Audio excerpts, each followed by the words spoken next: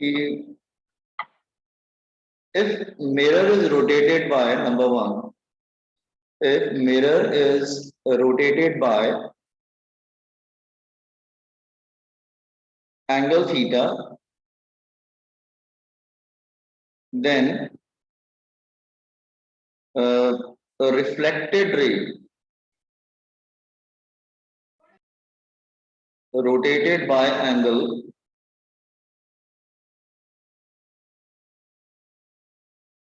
To theta. ठीक है, देखो जैसे मैं समझाने की कोशिश करता हूँ, ये तो अच्छा आपको मालूम है कि सपोज कर लो अगर मैं यहाँ पे कोई सरफेस लेता हूँ ये, और ये रिफ्लेक्टिंग सरफेस है। Hello, just a minute.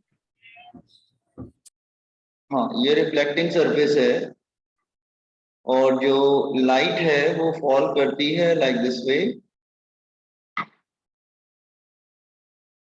बिल्कुल नॉर्मल।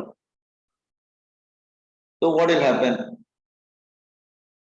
ये टकरा के फिर वापस चली जाएगी, यही होगा ना। सो अब मुझे ये बताओ कि इसमें एंगल ऑफ इंसिडेंस और एंगल ऑफ रिफ्लेक्शन क्या बन रहा है। अगर मैं ये नॉर्मल ले लेता हूं, this is normal, yes, angle of incidence और एंगल ऑफ रिफ्लेक्शन क्या बनेगा यहाँ पर, जीरो डिग्री बनेगा, करेक्ट। तो यहाँ पे एंगल ऑफ इंसिडेंस भी 0 डिग्री बन जाएगा और एंगल ऑफ रिफ्लेक्शन भी 0 डिग्री बन जाएगा।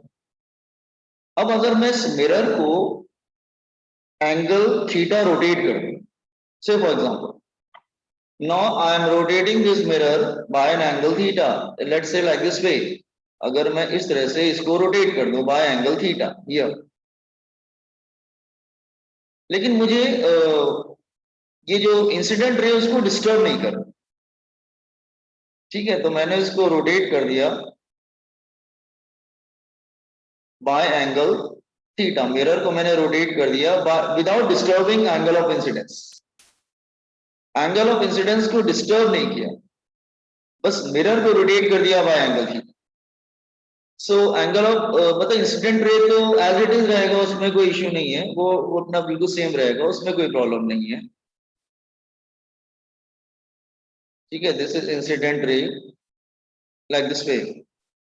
तो इंसिडेंट रे को तो हम डिस्टर्ब कर नहीं रहे, हमने तो जो है वो सिर्फ मिरर को रोटेट किया। तो व्हाट विल हैपन, जब इंसिडेंट मिरर को तुम रोटेट करोगे तो जो नॉर्मल है वो भी रोटेट कर जाएगा, तो नॉर्मल भी रोटेट कर जाएगा, तो दिस इज नॉर्मल हियर, ये नॉर्मल हो जाएगा। क्योंकि अगर तुम मिरर को रोटेट करोगे तो नॉर्मल भी तो रोटेट हो जाएगा, कि नॉर्मल मतलब होता है परपेंडिकुलर टू द सरफेस। ये बात समझ में आया कि मिरर को रोटेट करने से नॉर्मल भी रोटेट हो जाता है। ठीक है, ओके। तो अब जो है अगर हम इसको ले लेते हैं एंगल ऑफ, अच्छा, इंसिडेंट रे और रिफ्लेक्टेड रे दोनों नॉर्मल के क्या होते हैं, अपोजिट साइड पे होते हैं कि नहीं, दोनों नॉर्मल के अपोजिट साइड पे होते हैं। ठीक है, दोनों नॉर्मल के अपोजिट साइड पे होते हैं। तो देखो, अगर तुम मिरर को एंगल थीटा रोटेट करते हो तो नॉर्मल भी एंगल थीटा रोटेट कर जाता है। अगर मिरर को एंगल थीटा रोटेट करोगे तो जो नॉर्मल है वो भी एंगल थीटा रोटेट कर जाता है, तो ये बन जाता है एंगल ऑफ इंसिडेंस। तो आपको मालूम है एंगल ऑफ इंसिडेंस और एंगल ऑफ रिफ्लेक्शन दोनों सेम होते हैं। तो देखो, जब mirror is rotated by angle theta तो reflected ray rotated by angle two theta. ये समझ में आया आपको? Yes sir. Comment on this one, ध्यान देना, ये छोटी छोटी बात नहीं, you to memorise it.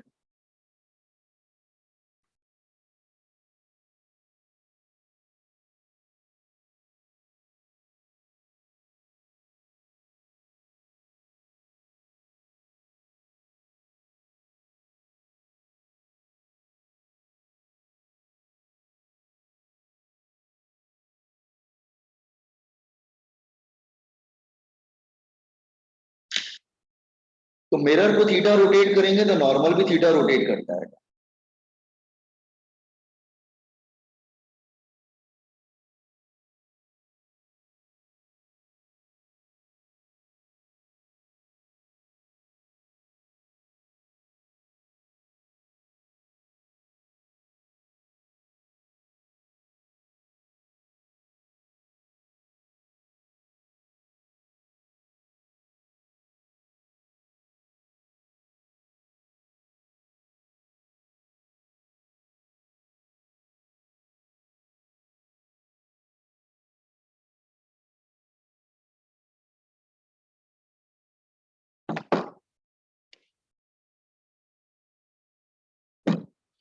Done sir. अच्छा, एक दो स्मॉल थिंग्स हैं जो आपको मैं बताना चाह रहा हूँ, बस ध्यान देखना, ये बहुत पुराने क्वेश्चन है, ठीक है, और आज भी do it fast. Done. Okay, now बहुत पुराने क्वेश्चन है, ये ध्यान देना। ओके, जैसे ये सब लोअर स्टैंडर्ड में शायद आपने सीबीएसई वगैरह की बुक्स में देखा होगा। If to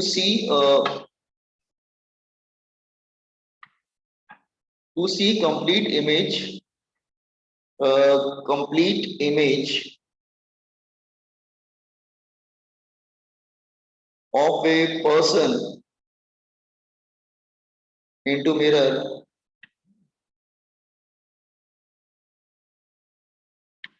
the size of mirror should be, the size of mirror should be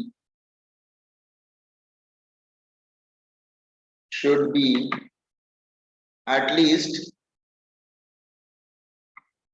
half of its, half the height of person, half the height of person, ठीक है। ये आप लोग नेट वगैरह पे देख लीजिएगा, ये 8th स्टैंडर्ड का है। ठीक, कि मतलब कहने का मतलब ये है कि अगर कोई यहाँ पे पर्सन है, ये कोई पर्सन है, लुक हियर, ठीक है, और ये उसका हेड है, सपोज कर लो दिस इज, ये हेड है और ये लेग है, ये इसकी आई है, ठीक है, तो एटलीस्ट उसको जो मिरर का साइज जो चाहिए होता है ना, वो आधा चाहिए होता है at least, half, it won't half the size of mirror, ठीक है। तो रिमेंबर, अगर इसकी हाइट h होती है तो हमें ये h/2 चाहिए होता है एटलीस्ट मिनिमम, ठीक है। वो जैसे मान लो हाइट से अगर, तो रिफ्लेक्ट होके उसके आईज में आएगी, और लेग से भी जो जाती है वो रिफ्लेक्ट होके उसकी आईज में जाती है, लाइक दिस वे, तो उसको कम से कम एक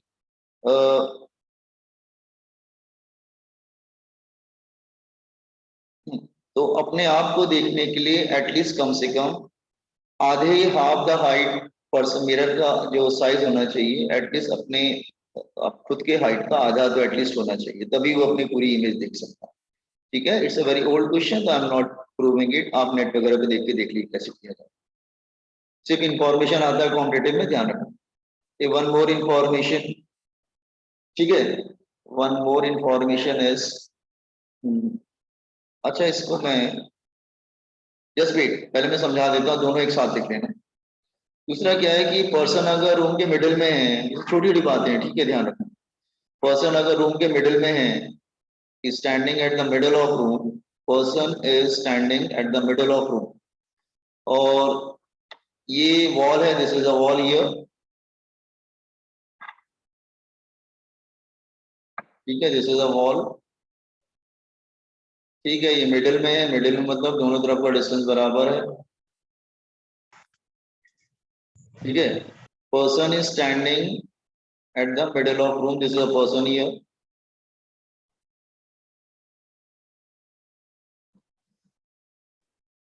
लेट्स से पर्सन की आईज है, दिस इज अ पर्सन, तो अगर उसको पीछे वॉल देखना है पूरे, मतलब दिस वन ईयर वॉल, तो वॉल की हाइट 1/3 होनी चाहिए, हाँ 1/3 होनी चाहिए। सपोज अगर ये h है उसको पीछे की वॉल देखनी है, तो इसकी हाइट जो है 1/3 होनी चाहिए, h/3। ठीक है, तो इस केस में इसकी पूरी वॉल दिखाई दी जाएगी, but remember that person should be standing, अपने मतलब रूम के मिडल में है वो। ठीक है, बहुत पहले आईआईटी में आया था, अब सिर्फ उसके रिजल्ट पूछते हैं, इतनी बार आ चुका है कि अब सीधे नीट और सीईटी तक ही लिमिटेड रह गया है। ठीक है, मतलब इतना पुराना क्वेश्चन है, मतलब समझ। ठीक है, लाइक दिस वे हियर, तो वो पर्सन था, it's a half the,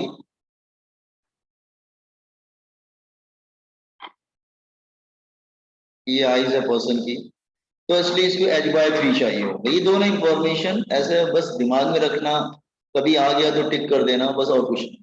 note down these two information.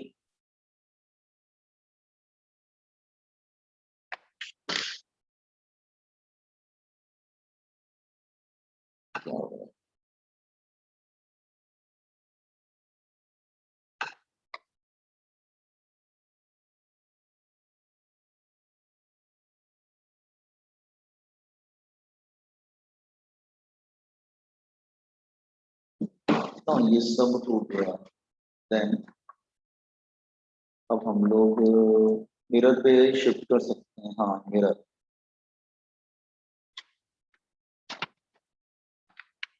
No, I am coming to mirrors. हो गया ये सब, वर्ड्स में लिख लो, ऐसा कुछ नहीं। ठीक है,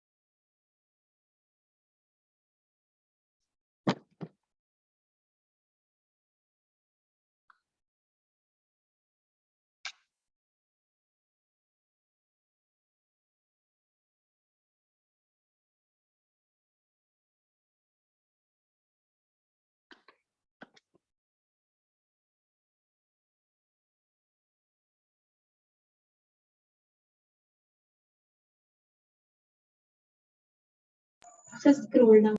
ओके। So please wait.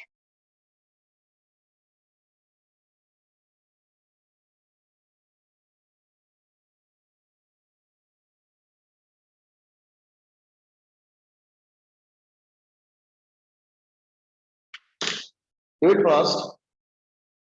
कोई बहुत बड़ी चीज नहीं बेटा, ज्यादा मत उसमें टाइम वेस्ट करिए, जल्दी लिख के आगे बढ़े। These are just information. Done. ये पर्सन है, इज अ पर्सन। सर ये थर्ड वाला एक बार बताओगे प्लीज। थर्ड वाला ये है कि अगर कोई पर्सन मिडिल में है रूम के, और एक सामने वाली वॉल पे मिरर है, और उसको अपने जो बिहाइंड पूरी वॉल है उसको पूरा देखना है, तो पूरी वॉल उसको दिखनी चाहिए, पीछे की जो वॉल है उसके बिहाइंड, तो उसके लिए मिरर का साइज h/3 चाहिए हो। ओके। तो संडे के टेस्ट का पोर्शन क्या होगा? संडे के टेस्ट का पोर्शन तो शायद वो मैग्नेटिज्म ही होगा ना। इस बार टीचर्स बनाएंगे, वो सेंट्रलाइज टेस्ट होगा। EMI नहीं होगा क्या?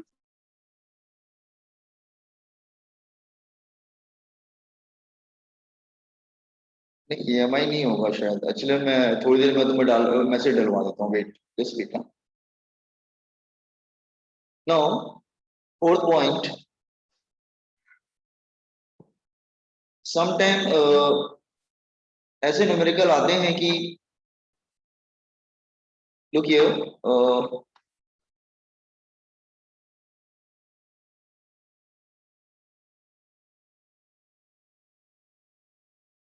हो गया।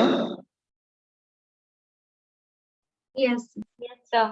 हाँ, मतलब ध्यान देना, मतलब सपोज कर लो मैं एक छोटा सा न्यूमेरिकल ले, मतलब इस टाइप का क्वेश्चन आता है, तो मैं ऐसे क्वेश्चन एक लेके बता दूंगा। सपोज कर लो कि ये ऐसे कुछ मिरर, दो मिरर है, let's say the two mirrors are there like this वे,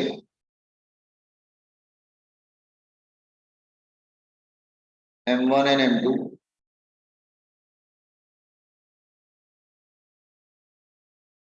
और उनके बिटवीन एंगल सपोज कर लो कि 60 डिग्री दे रखा है। मैं एग्जांपल ले रहा हूँ ऐसे ना, आई एम टेकिंग 60 डिग्री। तो अगर सपोज कर लो कोई लाइट रे इस तरह से है, आ रही है, तो किस तरह से वो रिफ्लेक्ट होके वापस जाएगा। मैं रिपीट कर रहा हूं कि वो किस तरह से रिफ्लेक्ट होके वापस जाएगा। ठीक है, तो मतलब इस डायग्राम को कंप्लीट कीजिए। कहने का मतलब ये होता है, कुछ इंसिडेंट रे पूछ लेता है, कुछ ऐसे कुछ, और ये दे रखा है दिस रे is parallel to mirror M1।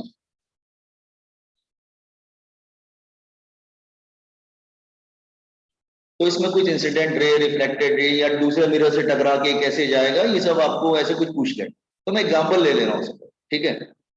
सो इसमें क्या होता है कि अब आपको मैंने लास्ट लेक्चर में लॉ ऑफ रिफ्लेक्शन बताया था। तो लॉ ऑफ रिफ्लेक्शन में आपको मैंने एक बात बताई थी कि हमेशा ध्यान रखना, एंगल ऑफ इंसिडेंस और एंगल ऑफ रिफ्लेक्शन दोनों क्या होते हैं, सेम होते हैं। ठीक है, दे आर सेम। सो ये देखिए, जैसे ये अगर सपोज कर लो, मतलब आप ऐसे नहीं, सिर्फ यही डायग्राम है। जैसे वापस जाता हूँ, लास्ट लेक्चर में देखो हमने ये पढ़ा था क्या, हमेशा ध्यान रखना ये दोनों एंगल इक्वल होते हैं, मतलब I is equal to R, और ये दोनों एंगल भी इक्वल होते हैं, दोनों थीटा वाले, मतलब ये सरफेस को जो बना रहे हैं।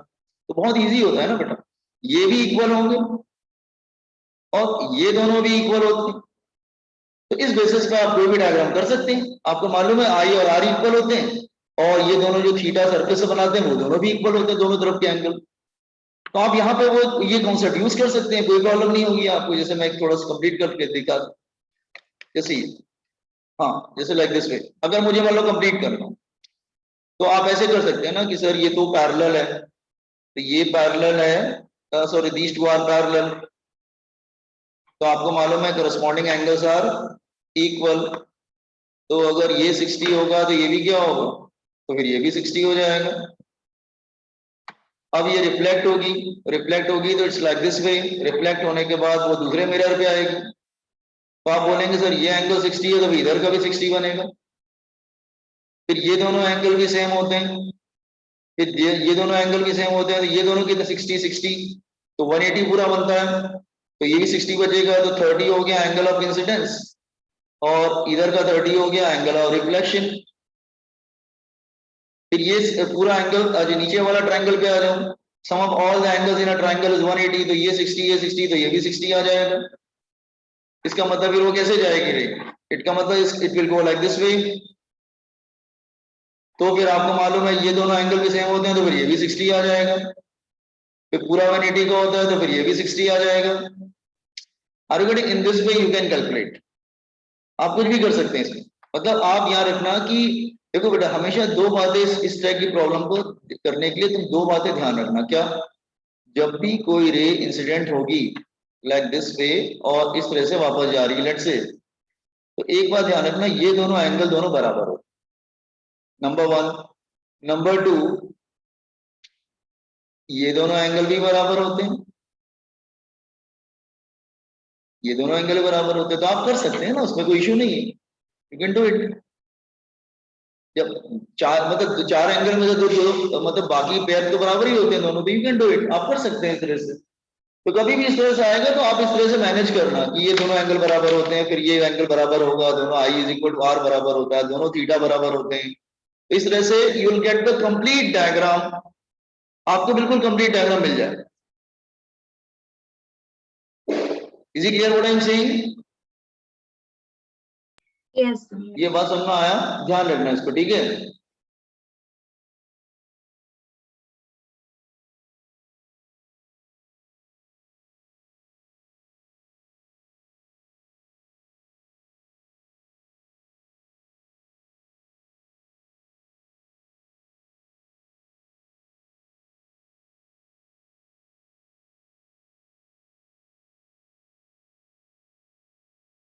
तो यहाँ पे थोड़ी मैथ्स यूज कर, ज्योमेट्री यूज कर लेना, sum of all the triangles is 180, sum of linear straight line के सारे एंगल्स 180 के होते हैं। तो इस तरह की आप ज्योमेट्री यूज करेंगे ना, तो आपको एक कंप्लीट डे डायग्राम मिल जाएगा कि कैसे आ रहा है कैसे जा रहा है, मतलब you will get all the information regarding angles.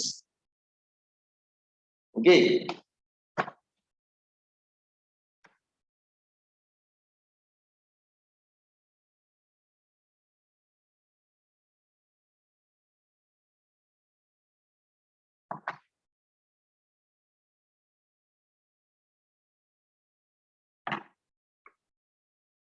Done. Point number 4। Yes, sir. Wait.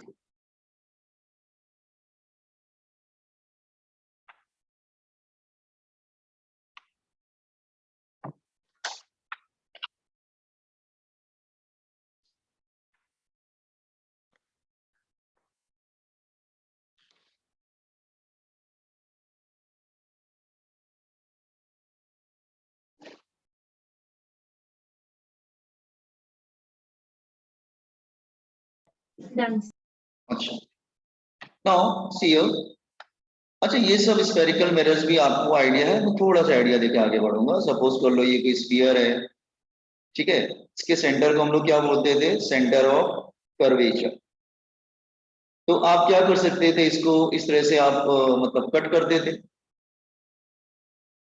आप इसको कट कर देते ना लाइक दिस वे। आप इधर भी कट कर सकते हैं like this way here, just एक सेकेंड, इस तरह से आप इसको कट कर सकते हैं लाइक दिस वे हियर, ठीक है, लाइक दिस वे। तो आप देखेंगे कि ये जो है दिस वन हियर,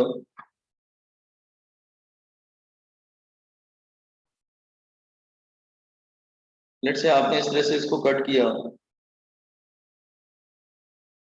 उसके बाद आपने इसको पॉलिश कर दिया, ठीक है। पॉलिश करेंगे तो क्या होगा, अगर मतलब ये इनर सरफेस पॉलिश करेंगे तो ये कॉन्वेक्स बन जाएगा, और आउटर सरफेस पॉलिश करेंगे तो कॉनकेव बन जाएगा। उसमें क्या है, दैट इज कॉनकेव मिरर। ये होता है सेंटर ऑफ कर्वेचर। ये जो मिरर का एग्जैक्टली सेंटर पे आता है दिस वन हियर, जो उसका उसको बोलते हैं हम लोग दैट इज पोल। उसका जो ज्योमेट्रिकल सेंटर होता है दैट इज कॉल्ड पोल। ये जो डिस्टेंस होता है पोल और सेंटर के बिटवीन, इसको हम लोग क्या बोलते हैं हमेशा, दैट रेडियस ऑफ कर्वेचर।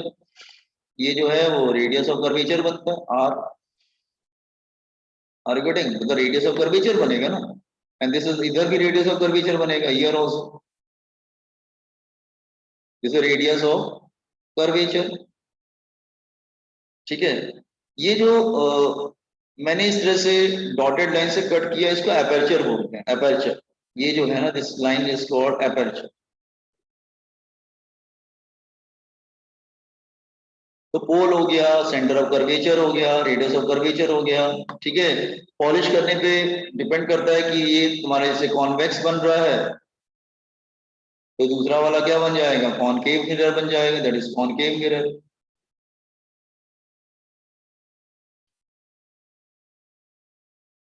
ठीक है। और आपको दूसरी बात, आपको जो है ना साइन कन्वेंशन आपको मालूम है, sign convention is known to you. Sign convention क्या होता है, that is known to you. Suppose अगर मैं ऐसे एग्जांपल ले लेता हूँ, सपोज अगर मैं यहाँ पे कॉनकेव मिरर का सपोज एग्जांपल है, let's I am taking example of concave mirror. Just a minute, fine करना है कुछ।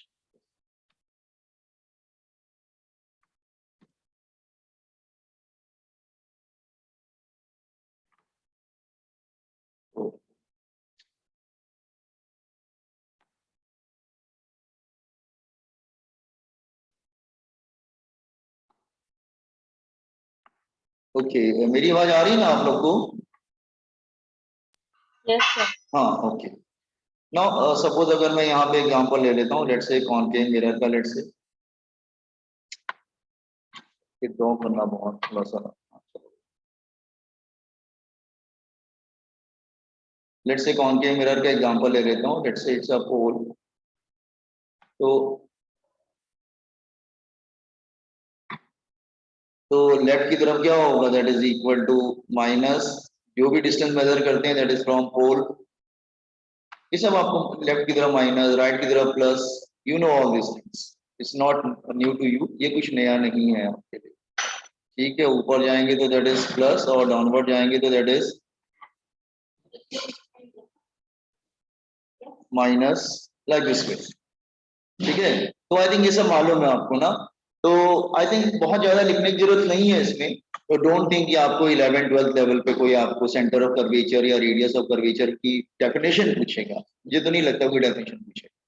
ठीक है, तो कहने का मतलब ये है कि बस you should know the meaning of pole, radius of curvature.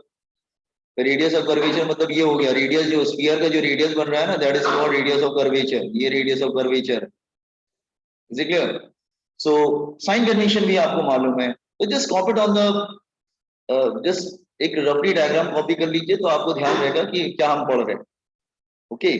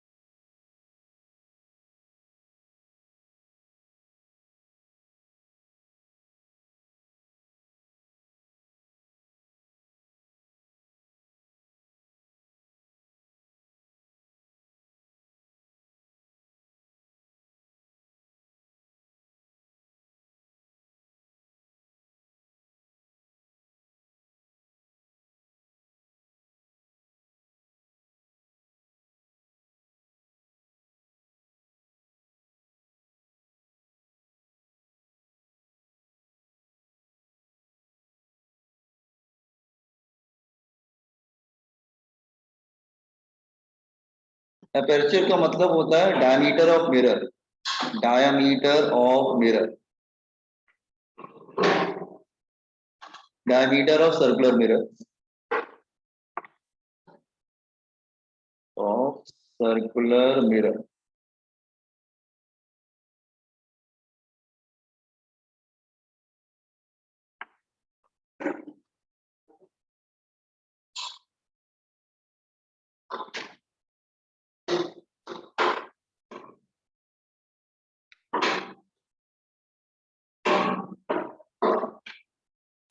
Done, sir.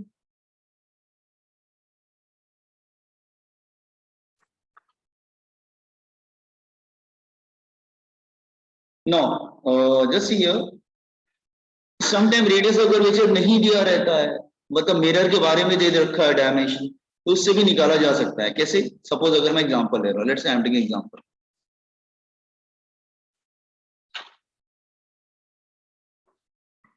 Let's say ये जो है ना, ये मिरर है, लेट्स से ये मिरर है, ठीक है, इट्स अ मिरर। ठीक है, और हम इस मिरर को हटा देते हैं इधर, जैसे ये, हाँ लेट्स से ये मिरर है, तो ये इसका सेंटर होगा मिरर का। और आपको मालूम है कि ये क्या होगा, इसका रेडियस दैट इज आर, ये भी रेडियस होगा that is equal to are.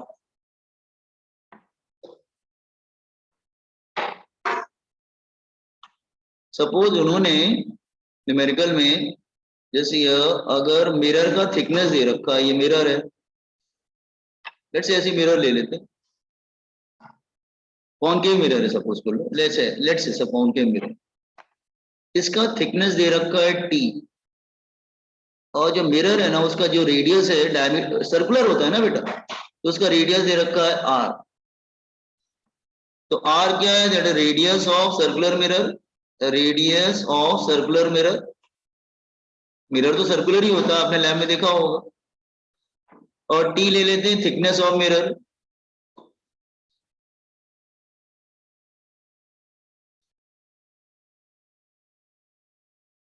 तो आपको रेडियस ऑफ कर्वेचर कैसे मिलेगा, तो आपको मिल जाएगा, जैसे मान लो ये तुम्हारा टी है, तो ये डिस्टेंस कितना आ जाएगा, that is R minus T, R minus T. तो आप फिर क्या करना ना, आर माइनस टी ये राइट एंगल बन जाएगा, तो you can use Pythagoras theorem. तो अच्छा आर क्या है, रेडियस ऑफ कर्वेचर है।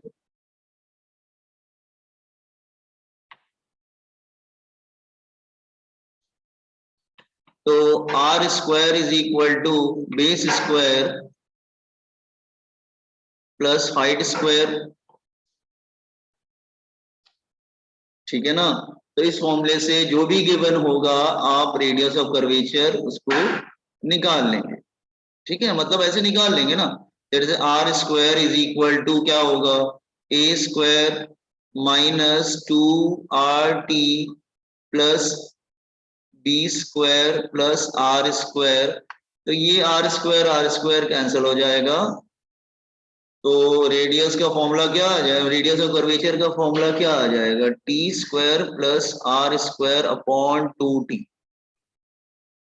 ठीक है, तो ध्यान रखना ऐसे, मतलब you can use geometry and ये सब यूज करके आप कर सकते हैं, ठीक है। Okay, so got this point. कैसे आया कि अगर रेडियस ऑफ Yes. कर्वेचर नहीं मालूम है, उसके मतलब मिरर के बारे में दे रखा है, तो उससे निकाल सकते हैं आप radius of curvature geometry use करके।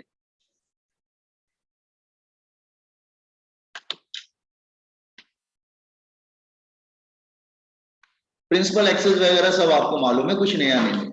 So I'm not doing these things. What is principal axis? Nobody will ask you what is principal axis. Is it clear?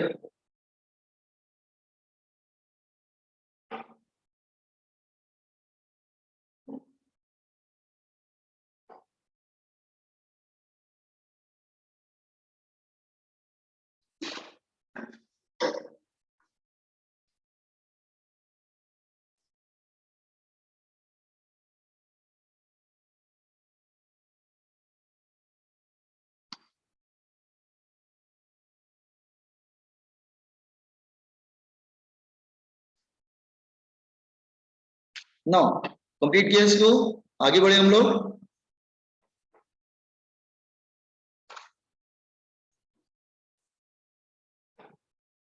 Yes, sir.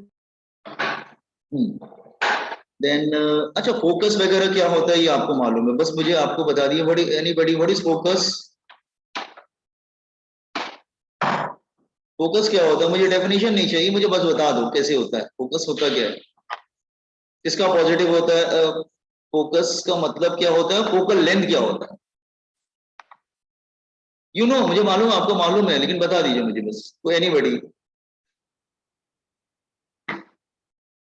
Focus क्या होता है? Point of converge or diverge.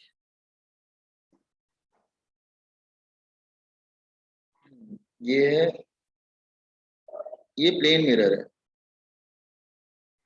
ये convex है, ये concave है। तो इनका focus किधर आएगा बेटा, ये कॉनकेव है, ये कॉन्वेक्स है, और ये प्लेन है। एंड तीनों में फोकस और फोकल लेंथ क्या आएगा, what is focus and focal length?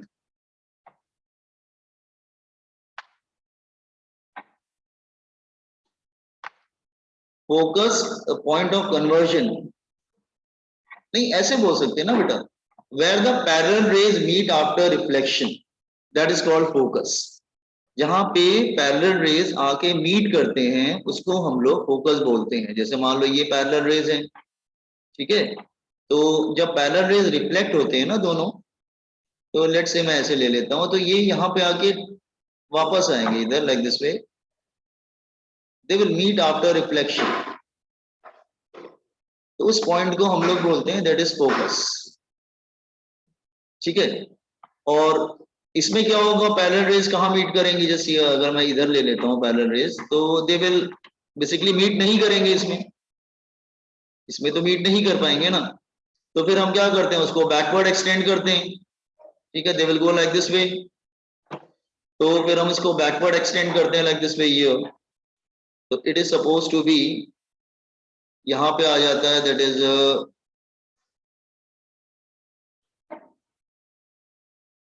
so where the parallel rays meet after a reflection, this is called focus. तो फोकल लेंथ क्या होता है, फोकल लेंथ होता है दैट इज half of हाँ, जैसे distance between focus and pole. तो इसकी फोकल लेंथ लेफ्ट की तरफ होती है तो माइनस लेते हैं, और ये जो है ना इसकी फोकल लेंथ राइट की तरफ होती है इसलिए प्लस लेते हैं, प्लस एफ।